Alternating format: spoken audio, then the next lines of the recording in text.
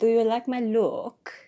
It's very new age with the two microphones. I don't know what's going on, so I'm going to use both of them because if I use one, only one side works. It's weird. Hello, you beautiful people. Hello, miss. Welcome back or welcome to my channel. This is your friendly neighborhood Karen. A friendly neighborhood Karen? What the hell? That doesn't exist. For any of you who have been following me for a while, you might recall that I made content around losing weight. I put that in heavy quotations.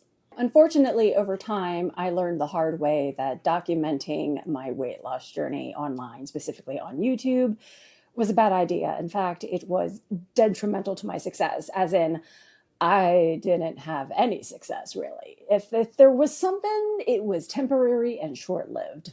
After that point, I decided that if there was anything to talk about regarding weight loss, then I would bring it up. Otherwise, I would just keep it to myself.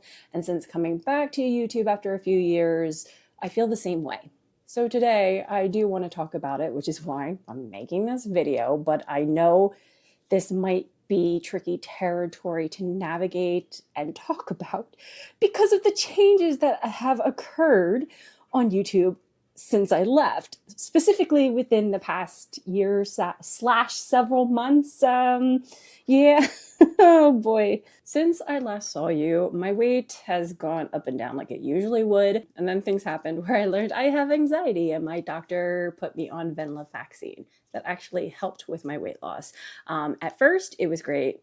But then it wasn't. Like my appetite, like all of a sudden, it was very, very strong. So I started gaining weight. I got in touch with a psychiatrist. She upped my dosage and then, so that really helped me. And I was having good success with weight loss until I wasn't. I can't remember what I have talked about on this channel, and I haven't even been back for that long, but February was a bad month. It sucked. So since February up until now, which is the middle of May, I just went crazy. My relationship with food went back to some really bad habits, some really bad coping mechanisms, and I definitely have been out of control. So for 3 months, I have been unable to stop. It has lessened on some days, like it ebbs and flows, but for the most part, there's only been one day in these past 3 months where I was able to not turn to food the way I normally do. For the past month, I've been talking to my therapist about my relationship with food, why I'm doing the things that I'm doing, like what's going on, what am I feeling, what am I experiencing. I learned that OCD can be connected to EDs, and I want to emphasize can, because that is something you need a professional for. You can't just say, oh, I have OCD, that's why I have an ED, because I know some girls out there would definitely say that. At first, OCD made sense, but I couldn't figure out how. Within the past few weeks, I figured out the pattern. And it turns out that I suppressed my emotions and I shut down my emotions big time. And I had no idea that I was doing it. I had a recent therapy session, so I'm still mulling over everything we went through, which was this very topic, how learning that I'm suppressing my emotions doesn't make sense to me because I have always seen myself as a highly emotional, highly volatile person when it comes to my emotions, and I've explained that in the past. I would suppress everything until I explode. That's something that I learned with my first therapist during the pandemic. Now in hindsight, I understand while we worked on the explosive part of my emotions, we never worked on the suppression. Therefore, I didn't know that was what I was doing. And it all goes back to my childhood. I was raised to be quiet, get over it, suck it up, shut up. And my therapist said something to me that hit the nail on the head. And she said, write that down if that's what resonates, because this resonates big time and is connected to my relationship with food, which is that I was taught that my feelings are not safe and not welcome. This is the reason why I want to make this video, is there's anybody out there who might be able to relate. The issues that I'm having, the struggles that I'm having, that I've had my entire life, they all go back to the fact that I was taught that my feelings are not safe and they are not welcome. On top of that, I have OCD, which is helping to exacerbate the issue. There is a connection with food for me. Again, that doesn't mean it will be the same for you. Talk to a professional about that. Now, does this mean I'm cured? Obviously not. I'm only starting on this journey, but I had a conversation with my therapist how the last time I spoke to my psychiatrist, we also talked about the food issues because I really want to tackle this from all angles.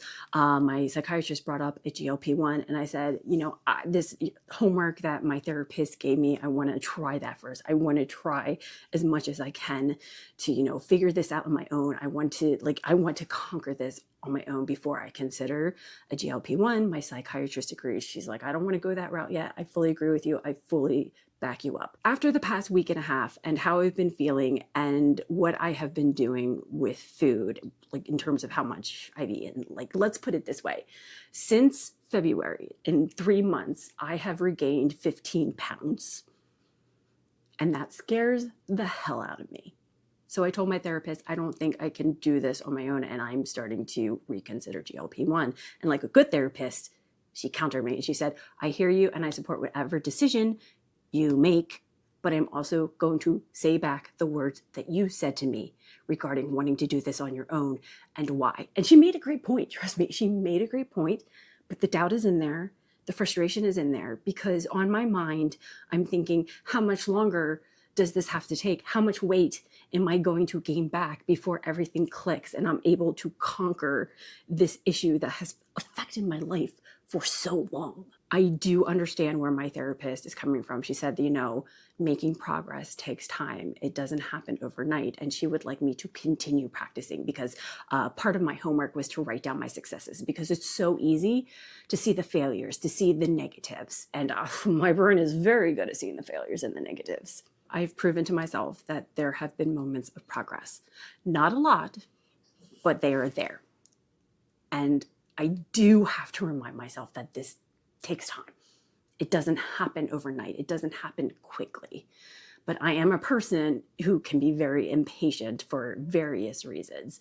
So I would say this is the biggest battle of my life. I mean, I've been struggling with this since I was 6 years old. And I do wish that I could conquer this as quickly as possible, but that's not the reality of it because I have a lifetime worth of pain and sadness and trauma to get through. I asked my therapist, is it common to, make these great strides, have these epiphanies, make this progress, make these discoveries only to have a huge setback? And she said, absolutely. It happens all the time. And this is where my brain is at right now, where I'm making progress all over the place, which is great. But now I'm seeing all of these areas that I should work on and need to work on, but I can't do all of it at once. And I'm becoming overwhelmed and I just want to shut down. This is another way I'm shutting down with my emotions and turning to food because I'm becoming overwhelmed with how much I don't want to say is wrong with me, but how much is happening inside of this damn head, how much I'm going through, how much I'm experiencing, how much I didn't realize I was being affected by. So to make a long story short, weight loss is not going well, but the reasons behind my struggles, the reasons why I use food as a coping mechanism are being worked on with my therapist. We're really digging in there and it's very uncomfortable. My homework right now is to actually sit with those feelings. When those uncomfortable feelings pop up, learn how to pause and feel them instead of immediately turning to something to shut them down. I've said it before, I think in my therapy video, that I'm very good at being avoidant. I'm avoiding these uncomfortable feelings, and there's a lot to that. Not only with my weight and how unhappy I am with that and just absolutely failing with this weight loss. There's, feeling like such a failure in life as a middle-aged woman, seeing where I'm at in life. I've allowed the negativity to cloud my judgment. And because of that, my only comfort has been food. I'm very grateful it's not been anything else, let me tell you. But food is still detrimental. It is still harmful. In fact, I'm going to say this for the end of the video, to give you an idea of how detrimental food is. I am currently experiencing some debt. I'm in a bit of debt right now. Also, I don't know if you can hear it, but there's a weed whacker going by. I shall pause for that. So to help pull my behaviors and my coping mechanism into reality, to show that there is a problem, I calculated how much money I spent on food during the month in April. And then when May is over, I'm going to calculate that amount and compare and contrast. For the month of April, I spent $738.80 on food. Sure, part of that amount was going to the supermarket and it was groceries, but it was still food. It's still $738.80. That is a lot of fucking money for 1 month. That is embarrassing. That is absolutely embarrassing. And I think about this number every day since I made this calculation. Now, this amount is not the reason why I am in debt, but it's clearly not helping. In fact, the only way this amount is helping is to help keep me in debt. Because already with the amount of money I'm making from working, I am not making enough money to cover all of my bills. In about a month and a half, I will, but in the meantime, I am struggling. I am struggling so hard. So the fact that I'm doing this and I'm so mindless and careless about it, seeing this number and having it actually be tangible in front of me, this makes it real. Because again, it's so easy to avoid. I could say, oh yeah, I spent a lot of money on food, but I didn't know how much. I never calculated how much money I spent on food. Almost $1,000. Like Amberlynn Reed, I'm sure you're spending that much or even more a month. How the hell?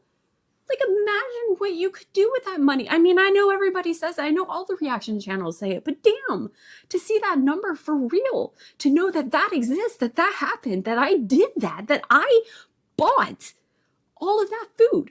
I bought over $738 worth of food. That's real. I definitely shamed myself by doing this, but I'm glad that I'm aware of it. Do I think that May will be any better? So far, no. So what's the point of this video besides weight loss not going well? Oh, big surprise. I wanted to share my story regarding why it's not going well now that I'm starting to have a better understanding of why. Because even the critics out there, I think that they also understand that people who get to a bigger weight, it's much more than just a food addiction. There's something going on mentally and emotionally.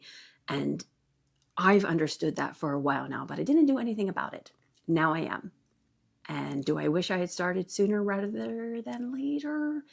Yeah, absolutely. But hey, here I am now, right?